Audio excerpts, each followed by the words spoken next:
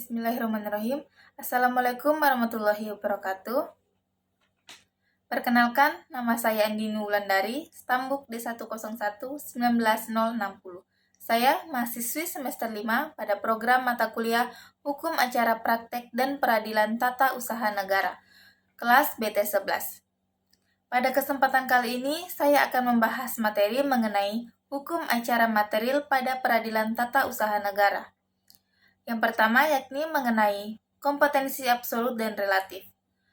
Kompetensi atau kewenangan suatu badan pengadilan untuk mengadili suatu perkara dibedakan menjadi kompetensi absolut dan kompetensi relatif, di mana kompetensi relatif berhubungan dengan kewenangan pengadilan untuk mengadili suatu perkara sesuai dengan wilayah hukumnya.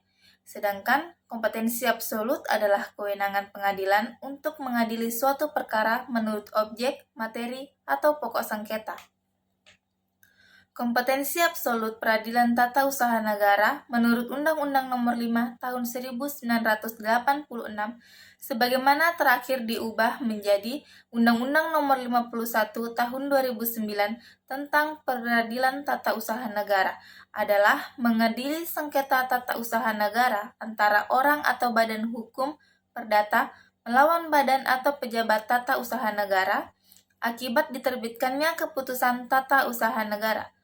Menurut Undang-Undang Peradilan Tata Usaha Negara, mengadili dan memutus sengketa tata usaha negara akibat diterbitkannya keputusan tata usaha negara, yaitu penetapan tertulis yang bersifat konkret, individual, dan final yang menimbulkan akibat hukum bagi seseorang atau badan hukum perdata.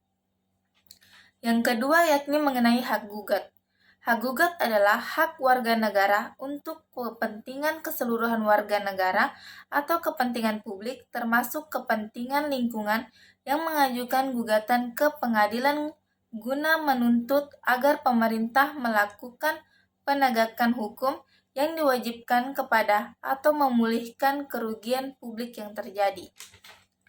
Dan yang dapat melakukan gugatan antara lain orang atau badan hukum perdata, ada kepentingan yang dirugikan, yang dikenai langsung atau pihak ketiga, yang belum melampaui tenggang waktu, upaya administrasi sudah tidak tersedia, dan yang terakhir tidak memerlukan persetujuan lebih lanjut. Pembahasan selanjutnya yakni mengenai tenggang waktu menggugat. Penghitungan jangka waktu pengajuan gugatan keputusan tata negara diatur secara khusus dalam Pasal 55 Undang-Undang Peradilan Tata Usaha Negara yang menyatakan bahwa gugatan dapat diajukan dalam tenggang waktu 90 hari terhitung sejak saat diterimanya atau diumumkan keputusan badan dan pejabat tata usaha negara. Selanjutnya mengenai alasan menggugat.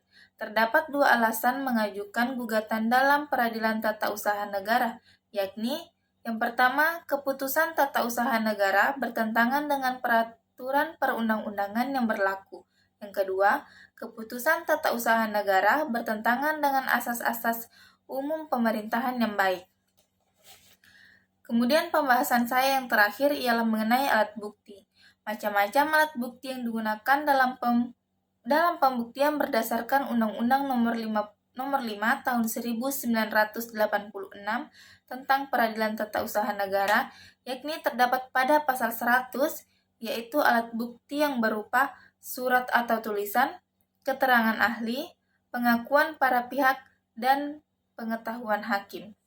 Baiklah, sekian materi dari saya. Bila ada kekurangan, mohon dimaafkan.